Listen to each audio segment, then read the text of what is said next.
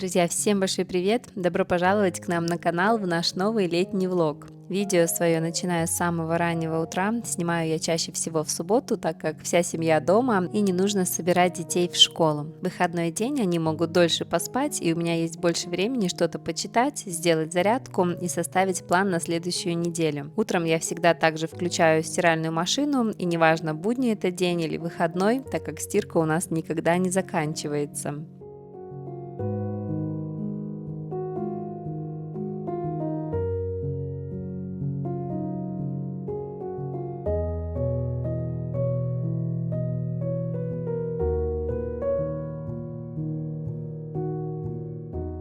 Летом, когда на улице хорошая погода, я очень люблю с утра сделать себе кофе, выйти на улицу и минут 10 погулять по нашей территории, послушать, как поют птички, побыть в окружении природы и поблагодарить Бога за всю эту красоту. Это как-то сразу поднимает мне настроение и заряжает энергией на целый день.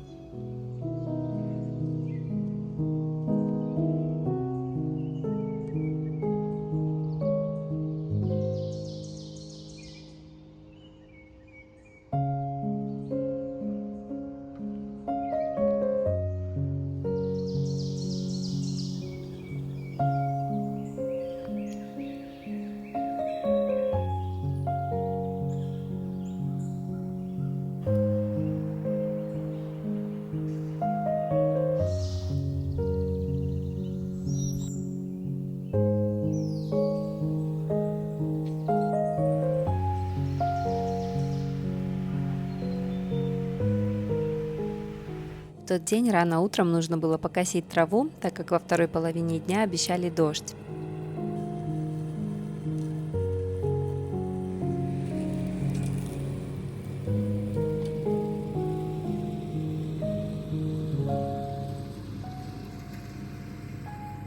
Друзья, пока Матвей с Мартином занимаются газоном, я приглашаю вас к нам на кухню. Сегодня я буду готовить имбирные шоты и поделюсь с вами рецептом этого полезного напитка. Продаются такие шоты у нас во многих магазинах, включая Костко, и цена за бутылочку 60 мл где-то $2–2,5. Раньше я покупала их в Костко, но потом они стали у нас как-то быстро улетать, и я поняла, что нужно научиться делать их самой. В приготовлении вообще нет ничего сложного, времени уходит не больше, чем полчаса, а из ингредиентов нужны в основном только лимоны, имбирь, апельсин, немного яблочного уксуса, мед и куркума. Все количество ингредиентов я оставлю в описании под этим видео. Про пользу этого напитка можно много чего найти в интернете, но его основное действие – это укрепление иммунитета. Имбирь содержит природные противовоспалительные и антибактериальные вещества, которые помогают организму справляться с разными вирусами и инфекцией. Также имбирь стимулирует пищеварение и помогает ускорить метаболизм, что может быть полезно при снижении веса. Вообще все входящие ингредиенты уменьшают воспалительные процессы в организме и улучшают работу кишечника. Пить такой шот лучше натощак, чтобы получить максимальную пользу, но всегда ориентируйтесь на свои ощущения и особенности организма.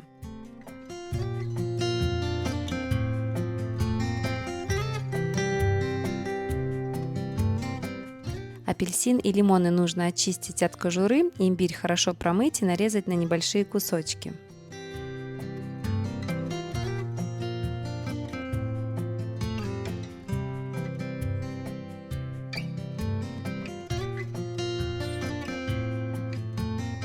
Загружаем все ингредиенты в блендер, добавляем яблочный уксус, по желанию мед и все хорошо измельчаем. По цвету шот чем-то похож на апельсиновый сок, а вот по вкусу ничего общего не имеет. У него больше такой концентрированный кисло-острый вкус, пить его нужно залпом, поэтому он и называется шот. Первые пару минут может быть чувство жжения, но это нормально. Если у вас более чувствительный желудок, то можете разбавлять шот водой и употреблять его после еды.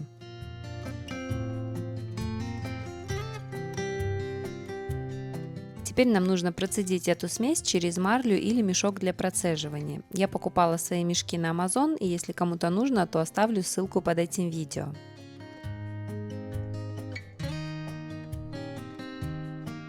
На видео я процеживаю сок сразу в графин, из которого потом удобно разливать его по баночкам, но вообще лучше взять какую-нибудь широкую миску и процеживать сок в нее. Так будет меньше вероятности, что что-то прольется на стол. В процеженный сок добавляем куркуму, все хорошо размешиваем и разливаем по баночкам. У меня баночки по 60 мл, но можно также весь сок перелить в литровую банку и каждый день просто наливать себе понемногу в стакан. Хранится такой напиток в холодильнике до 10 дней.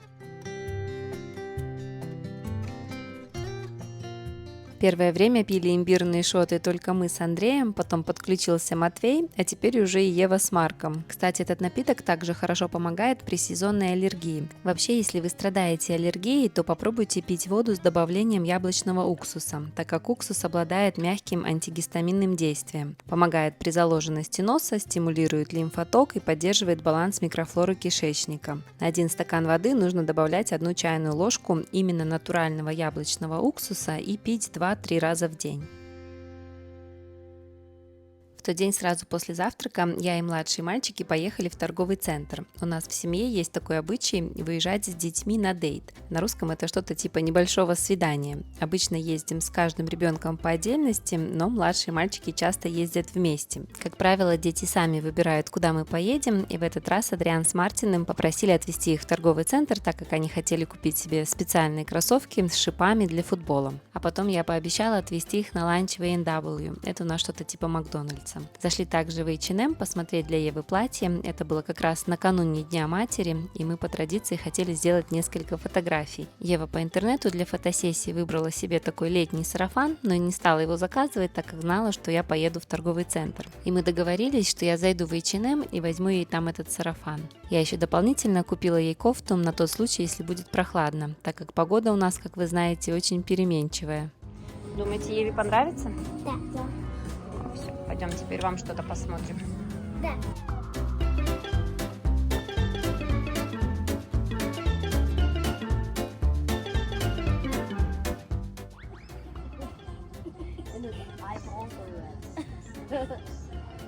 Марку возьмем такие штаны. Да, спасибо. Потом в H&M я еще купила Марку льняные штаны, мальчикам носки, а также майки и шорты для дома.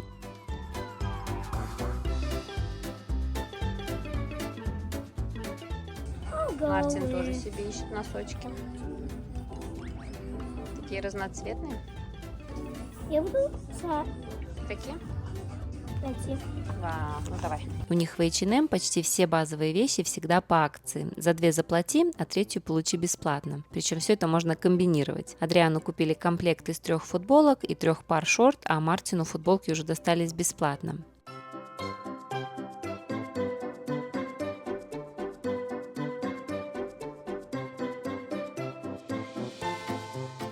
У мальчиков на данный момент почти один и тот же размер, поэтому они между собой потом все это разделили. Вы, кстати, спрашивали, что я делаю с одеждой, из которой дети уже выросли. Вы знаете, как правило, хорошие вещи от старших детей я отдаю, потому что разница между ними минимум 4,5 года, плюс между мальчиками есть еще и девочка, поэтому нет смысла все эти вещи где-то хранить. Тем более, что у нас в детских магазинах постоянно действуют какие-то скидки и всегда можно купить что-то новое. Бывает, что Мартин донашивает какие-то рубашки, свитера, куртки за Адрианом, но очень короткий период времени, так как у них размер почти сравнялся. Также есть пару вещей, которые мне очень нравятся, например, куртки, которые я покупала еще Марку. Они очень хорошего качества, поэтому перешли по наследству младшим мальчикам. Ну а так в основном все вещи, из которых дети вырастают, я отдаю.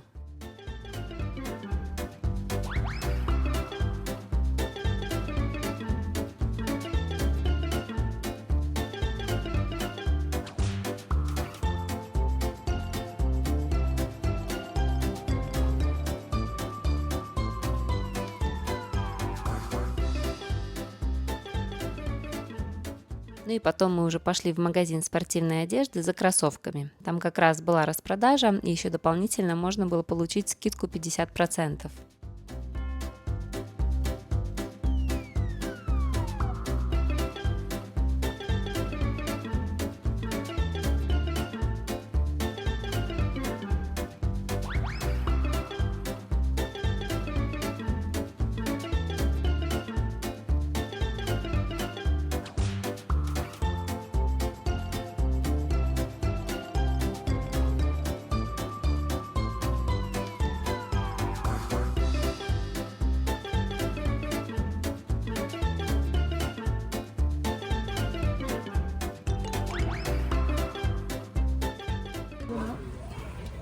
очень люблю химию. Вы как на Золушку примеряете туфельку. Ой, Давай я помогу.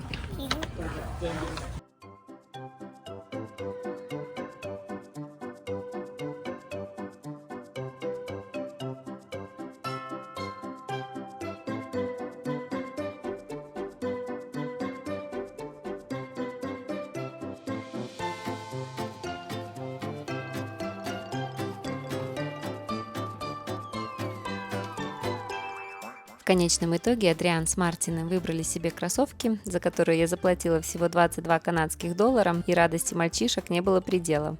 Ну что? ближе. Это был второй и последний магазин, в который мы зашли, так как наши мальчики не любят гулять по торговому центру, только если есть что-то конкретное, зачем они приехали, поэтому наш шопинг быстро подошел к концу. Пожалуйста. Thank you. Устали? Довольны? Да, спасибо. Да, очень. Потом мы заехали в A&W. Я вам уже рассказывала, что не часто, но покупаю детям пиццу или Макдональдс. Сама я уже давно отказалась от фастфуда. Детей тоже стараюсь кормить домашней едой, но бывает так, что мы куда-то заезжаем, особенно если это, как мы называем, свидание.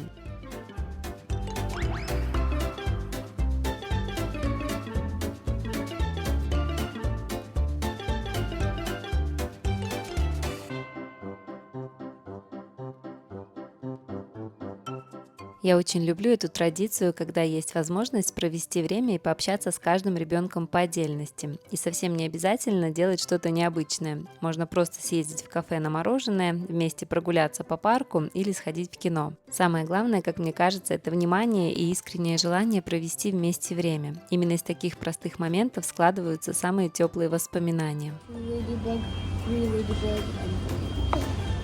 Это unscrambled shell, sand и ocean. Молодец.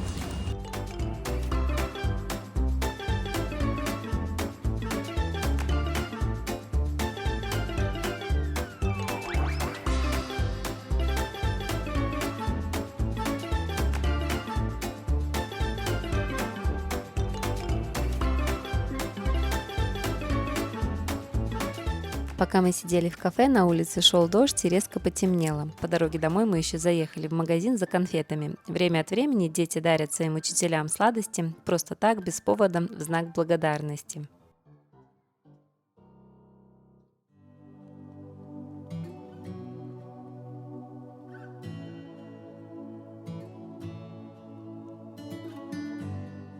Приехали домой, а у нас тут такая красота. Прошел дождик, и на улице было очень свежо. Утром мы еще покосили траву, и вот этот вид ровного газона, запах дождя и скошенной травы просто завораживал. Дети пошли на улицу, пособирали по территории кое-какие ветки, бревна и отвезли все это на костер. Большой участок — это, конечно, здорово, но за ним постоянно нужно ухаживать, и времени на это уходит немало. То дерево нужно какое-то спилить, то ветки убрать. Ну и, конечно, наш газон нужно постоянно стричь, а это минимум 6 часов один раз в 2 недели. Раньше в основном Матвей занимался газоном, потом Ева подключилась, а в этом году уже и Марку разрешили сесть на газонокосилку. Младшие мальчики всегда помогают собирать ветки, в общем, все при деле.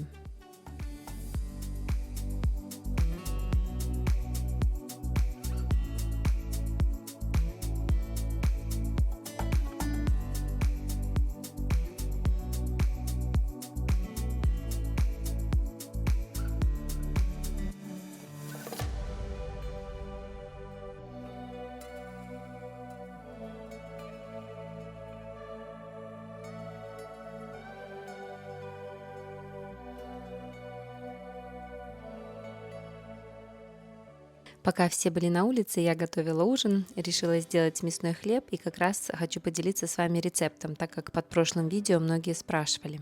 Для приготовления такого хлеба нам понадобится фарш, в идеале говяжий, но я иногда использую фарш индейки или смешиваю индейку с говядиной. Также нам понадобится лук, чеснок и болгарский перец, панировочные сухари или овсяные хлопья. Я всегда использую хлопья. Немного молока, специи, петрушка, томатный соус, который мы сейчас с вами приготовим, и яйца. Яйца не попали в кадр, так как я про них сначала забыла и добавила уже в конце. Для соуса нужно смешать томатную пасту, яблочный уксус, дижонский пармежанскую горчицу, соль, перец, сушеный чеснок и мед. Если не хотите сами делать соус, то можно просто смешать кетчуп с соусом барбекю. Все пропорции и количество ингредиентов будет в описании под видео.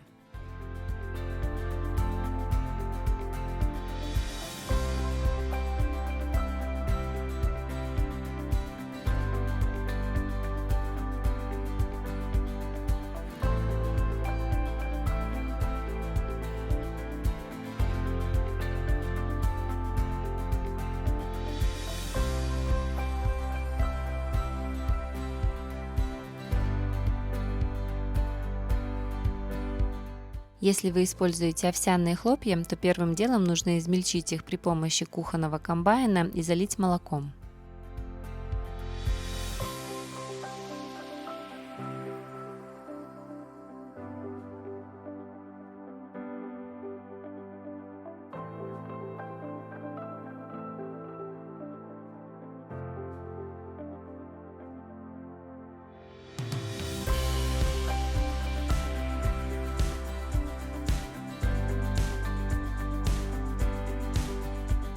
Дальше в миску выкладываем фарш и опять же при помощи комбайна измельчаем лук, чеснок и сладкий перец.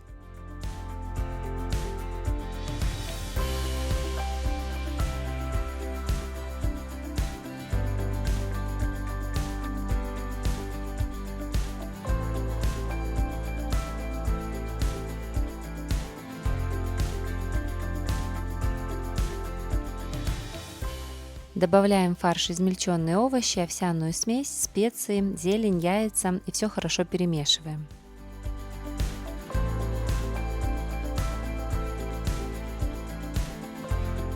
Дальше нам понадобится прямоугольная форма вот с такой решеткой, которая вставляется в форму. Заказывала я на Amazon, ссылку оставлю под видео. Можно приготовить такой хлеб и без формы. Тогда противень нужно застелить пергаментом, выложить фарш и сформировать из него что-то похожее на хлеб. Если же используете форму, то нужно немного смазать ее растительным маслом. Лично мне удобнее пользоваться формой, так как в ней есть решетка и вся лишняя жидкость через нее уходит на дно формы.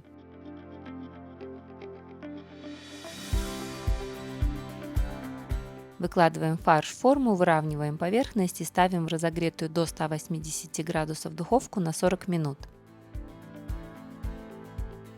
Пока мясной хлеб выпекался, я приготовила картофельное пюре и салат из морковки. Вы знаете, в нашей семье и мы, и дети любим самые обычные салаты из свежих овощей. Кстати, для очистки овощей я всегда пользуюсь вот таким ножом в форме рогатки. Перепробовала много разных и ни один не прижился у нас на кухне, а этот просто супер. Почистить им большое количество любых овощей или фруктов, манго, яблоки, например, занимает буквально пару минут. Очень тоненько все срезает, поэтому рекомендую. Вы часто спрашиваете, где я покупала ту или иную вещь, поэтому буду по возможности оставлять вам ссылки под видео.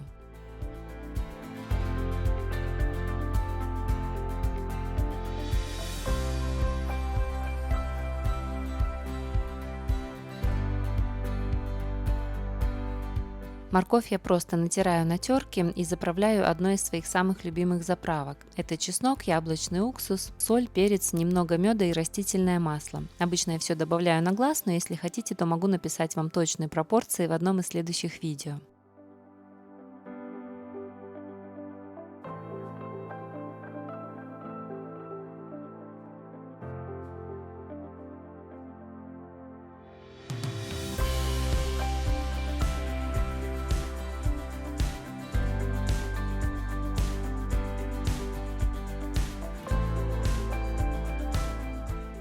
Через 40 минут достаем мясной хлеб, смазываем его томатным соусом, поднимаем температуру духовки до 200 градусов и ставим хлеб обратно еще на 20 минут.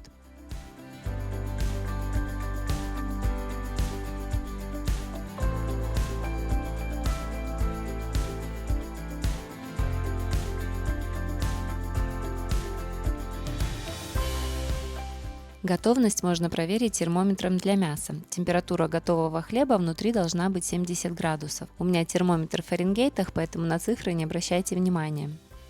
Готовый хлеб достаем из духовки и даем ему минут 10 остыть. Затем перекладываем на тарелку, по желанию посыпаем зеленью и нарезаем на кусочки.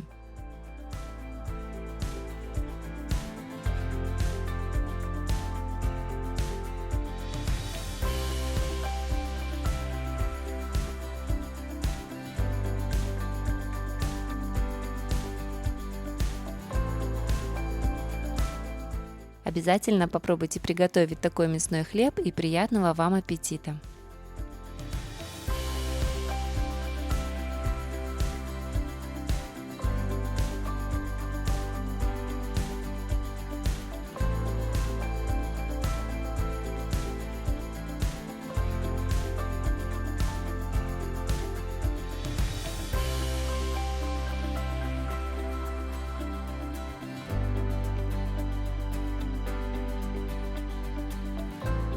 Ну и после ужина на десерт у нас было мороженое. Мы давно уже готовим его сами. Формочки и основной рецепт я показывала в прошлом видео, а в этом влоге в описании оставлю вам еще один рецепт.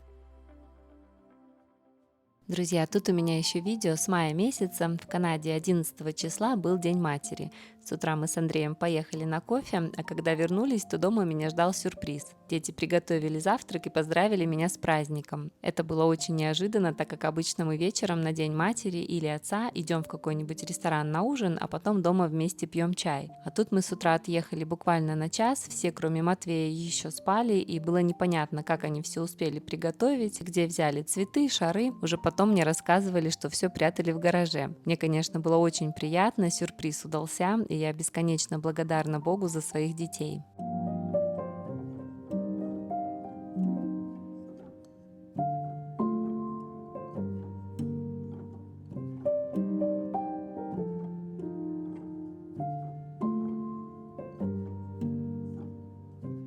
Накануне вечером Евочка испекла лимонный торт. На следующий день, как раз сразу после завтрака, смазала его взбитыми сливками и украсила малиной.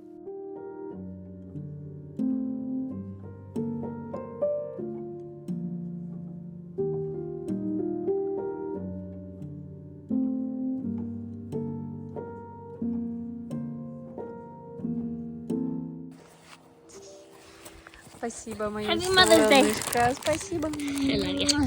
Thank you. Потом ближе к вечеру мы собрались ехать в кафе и по традиции решили сфоткаться. Я вам уже рассказывала, что сама фотограф, поэтому постоянно фотографирую и свою семью, и семьи своих клиентов. Как правило, я люблю живые лайфстайл фотографии, но и портреты тоже периодически делаю, особенно по праздникам. И тут мы как раз вышли и прямо возле дома сделали такую быструю фотосессию. Андрей сфоткал меня с детьми, я еще кое-кого из детей поймала в кадр. Who am I that the maker of heaven would love me and know me by name? In a world where I feel like a stranger, His love came and found me the same. In each breath that I breathe, when I wake or I sleep, everything I need is found in you.